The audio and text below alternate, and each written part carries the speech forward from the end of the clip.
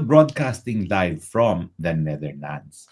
O nga pala po, may fake news na kumakalat dyan na di umano, nabasura daw yung aking asylum. How they wish, kasi alam ko gustong-gusto nila ng mga Bangag Incorporated na makita ko na humahalik sa rehas para sa krimen na hindi ko naman ginawa. Well, sorry na lang kayo, hindi po yan mangyayari. At kahit ano pong mangyari, papatunayan ko po na kahit anong kasong isasampa sa Pilipinas, yan po ay panunupil ng karapatan ko, lalong-lalo ng karapatan ng malayang pananalita.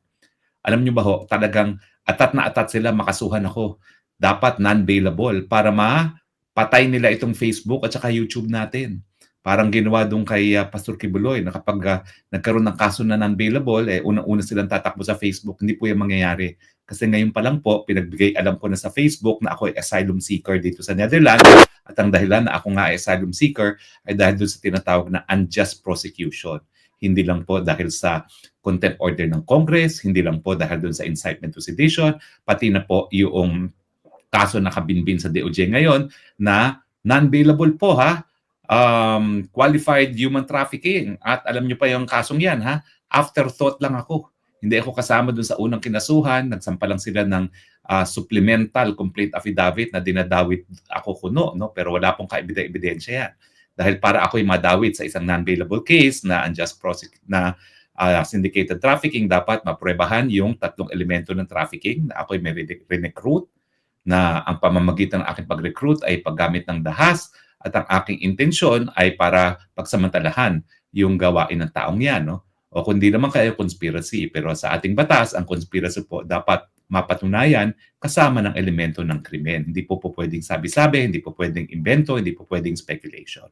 So naniniwala po ako na yung pag-cite sa akin ng contempt ng Kongreso, 2 beses po yan. Kasama na pang aking misis.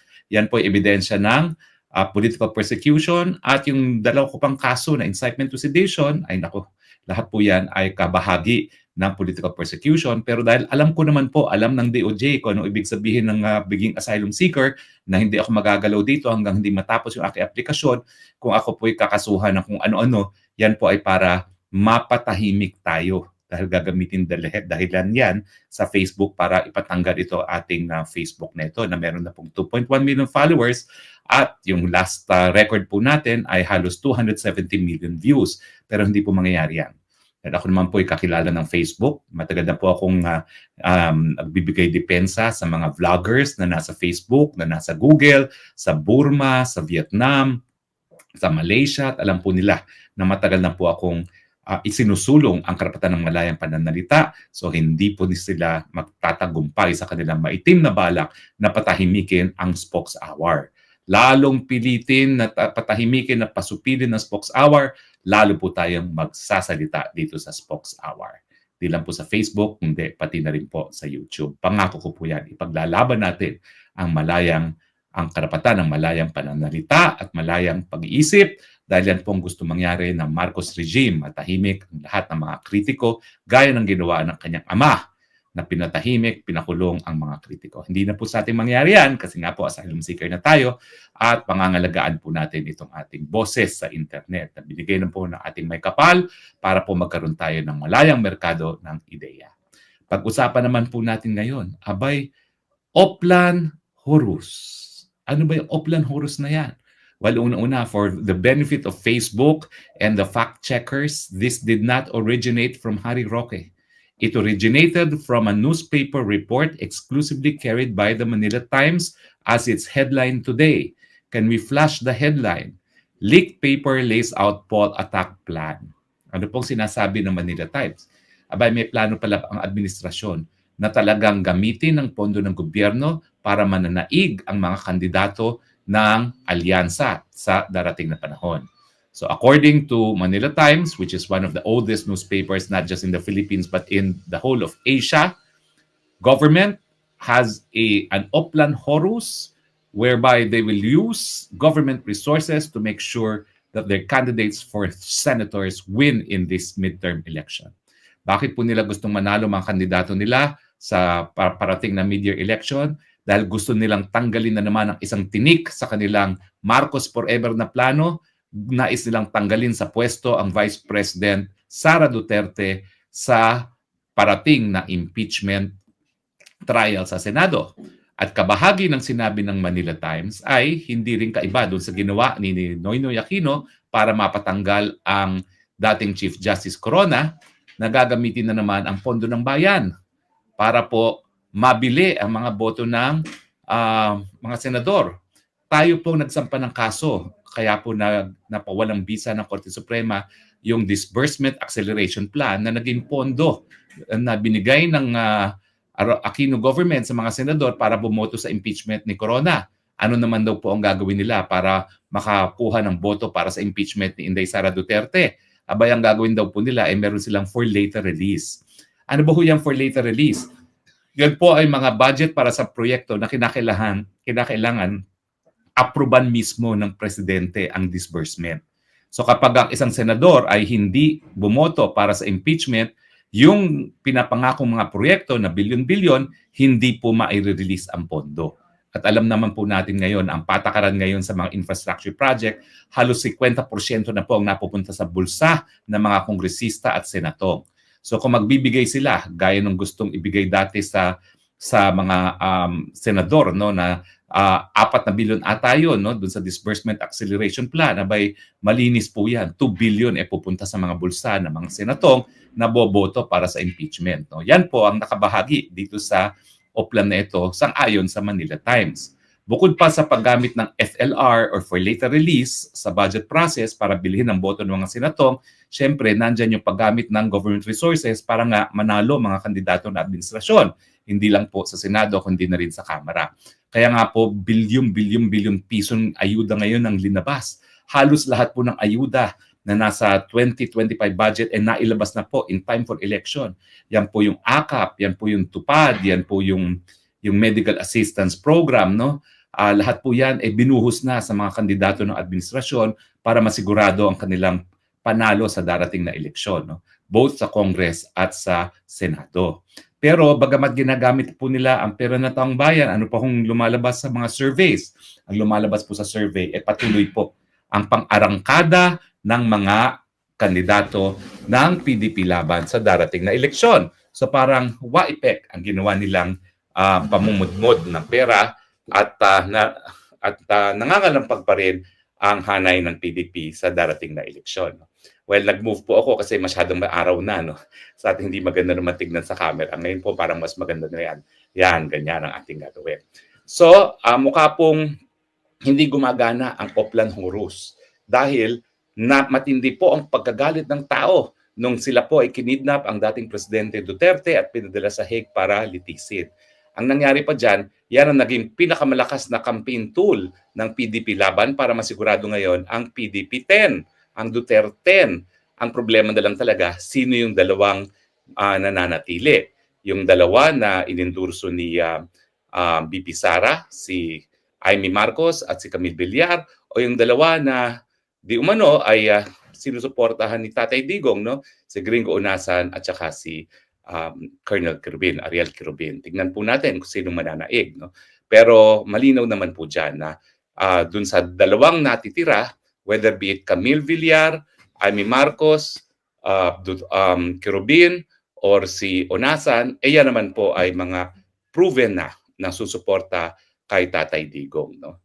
So, I think it's really a numbers game. Kinakailangan merong 8 na sasalungat sa impeachment ni Inday Sara Duterte dahil yan po ang nakasaad sa ating saligang batas. Kinakailangan 2/3 votes, no? 24 po yan. So kinakailangan 8 ang hihindi sa impeachment para mapigilan po ang proseso ng pagtanggal kay BP Sara. Pero malinaw po doon sa Oplan Horus, ayon sa Manila Times, no? Abay patuloy pa rin ang demolition job laban doon sa mga nangangalampag na PDP laban candidates for senator, si Senator Bongo at si Senator Bato. At nabanggit po doon sa report na hindi lang dapat si Tatay Digong ang ipadala sa ICC, pati daw po itong si Senator Bongo at saka si Senator De La Rosa. Walang mabibigyang konfirmasyon ko lang po, talagang binigyan ng letter invitation para humarap sa isang video conferencing with the prosecutors itong si General Bato. Hindi ko po alam kung nakatanggap ng ganyang imbitasyon si Senator Bongo. So ang most likely na susunod na kikidnapin nila at padadala sa dahig ay itong si Senator Bato. Kaya naman po naintindihan ko ang VP Sara kung bakit gusto niyang iboto na rin ang mangga na si Amy Marcos at si Camille. Kasi nga po, kung magtagumpay sila na mapadala sa dahig itong si General Bato, di bawas na naman ng isa boto na tatanggi dito sa plano ng impeachment, no? At saka, syempre, numbers game, kinakailangan mo ng at least 8. Kung 3 yung sigurado natin dati, Bongo, Bato at Robin Padilla, mawawala pa yung isa o dalawa. Isa na lang ang siguradong boto natin. Sino pa yung 7 na maaasahan ni BP Sara? So at least kahit papano, nandyan si Amy Marcos, nandyan si Camille Villar, meron ng 3. Kasi si Robin Padilla naman, walang possibility na mapadala sa ICC.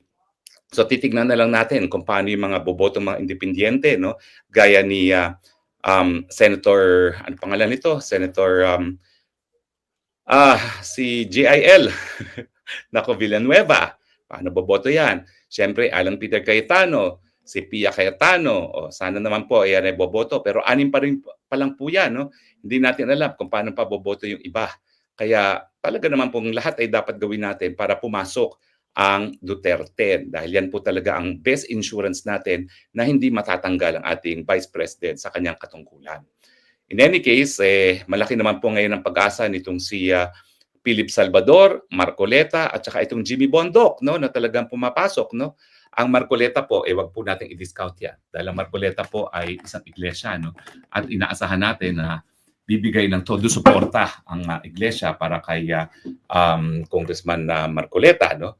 At ang balita ko nga is yung mga humihingi ng endorso sa Iglesia ni Cristo, kinakailangan suportahan nila si Marcoleta dahil si Marcoleta naman talaga ay kabahagi ng hanay ng Iglesia ni Cristo. So bakit nga namang susuporta ang mga iglesia members kung hindi naman susuportahan ng politikong lokal ang kanilang kandidato para sa Senado?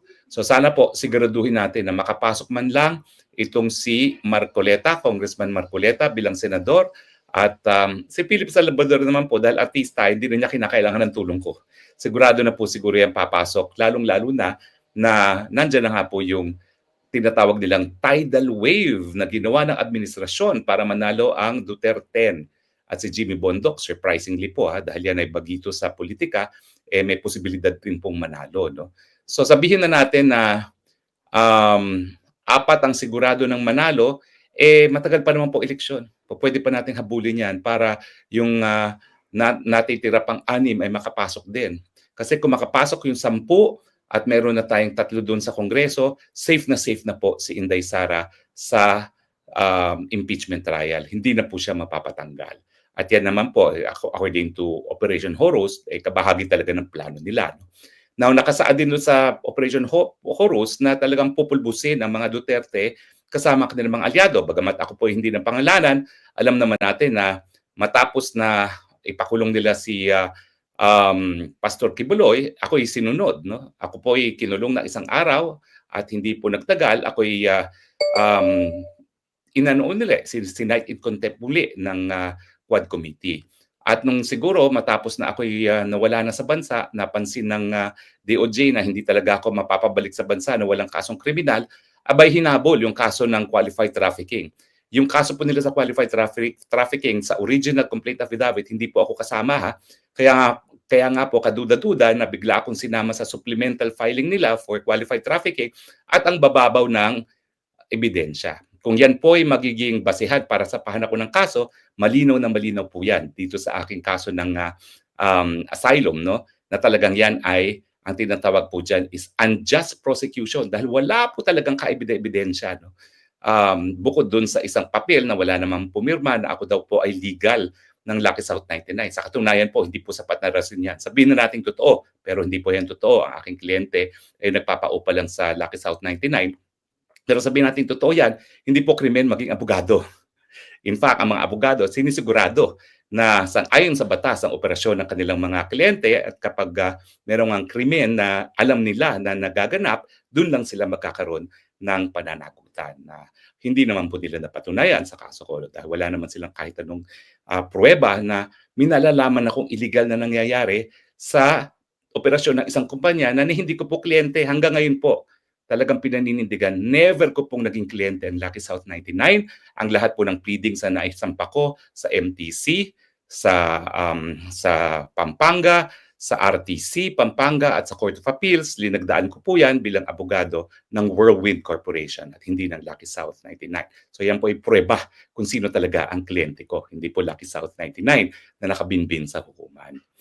In any case, nailabas ko lang po yan kasi according to Oplan na Horus, kung hindi sila mananalo na fair and square, talagang sinisiraan nila na puntodo ang mga kandidato ng administrasyon, ang mga administrasyon at ang kanilang aliado. Kasi ang BP Sara naman, hindi naman kandidato pa ngayon para sa kahit anong posisyon. No? Pero inuunahan na nila yung 2028 elections. Kasi naniniwala sila, and this is wrong, na kapag natanggal ngayon si BP Sara, hindi na siya makakatakbo sa 2028. Ang aking paninindigan po, walang kasama accessory penalty ang impeachment kung hindi ang pagkakatanggal sa pwesto. Bakit po? Kasi yung disqualification from office, may batas po 'yan. At ang accessory penalty nakasaad po 'yan sa revised penal code. Pero ang trial naman by virtue of an impeachment, hindi po 'yan sakop ng revised penal code. So saan po manggagaling yung accessory penalty ng disqualification from public office? Wala naman pong nakasaad na ganyan sa rules ng impeachment o di naman kaya doon sa provision ng impeachment, no, sa ating saligang batas. So, I could be wrong, I could check that, pero yan po yung aking last recollection dahil matagal-tagal na rin ako hindi nagtuturo, no? So I will have to check. Pero ang aking recollection po, kinakailangan merong batas na nagpo-provide for the accessory penalty of disqualification from public office. Nawala naman po sa ngayon, no? So sabihin na natin magtagumpay silang matanggal ang BP Sara, which is remote dahil iboboto natin ang PDP 10, ay hindi po yan sagabal sa pagtakbo ng ating VP Sara bilang presidente sa 2028. Ang tanong, paabutin pa ba natin hanggang 2028? Meron namang kapangyarihan ang sambayan ng Pilipino magsisante ng presidente. Nako, sinasabi nga ni Vice President Sara, baka wala ng Pilipinas sa 2028 kung tayo mag-aantay pa ng 2028. Maghusga na po tayo, hindi po yung krimen. That's not incitement to sedition dahil ang sinasabi ko, 2 beses na po naghusga taong bayan na sipain ang mga walang kwentang mga namumuno sa ating bayan. So, kung mangyayari po yan, pangatlong beses, yan po ay nakasaad na sa ating 1987 Constitution, bahagi po yan ng kapangyarihan ng taong bayan bilang tunay na soberenya sa ating lipunan. Bago po ako magtapos, inuulit ko po ang aking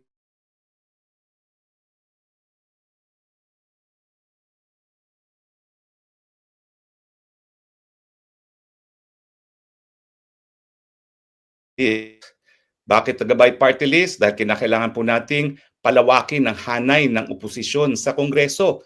Hindi naman po pwede na lulustayin nila ang pondo ng taong bayan sa mga ayuda at mga proyekto na pinagkakakitaan ng mga kongresista at mga senatong, ng mga congressman. Kinakailangan po magkaroon tayo ng masigla at tunay na minorya dyan sa Kamara de Representante at mangyayari lang po yan kung mananalo ang mga party list na nasa hanay ng pro-Duterte camp. At ang gabay party list po, dahil iniinduso ko po, nangunguna po talaga yan na magiging tapat sa agenda ng tunay na demokrasya sa ilalim ni Vice President Sara Duterte.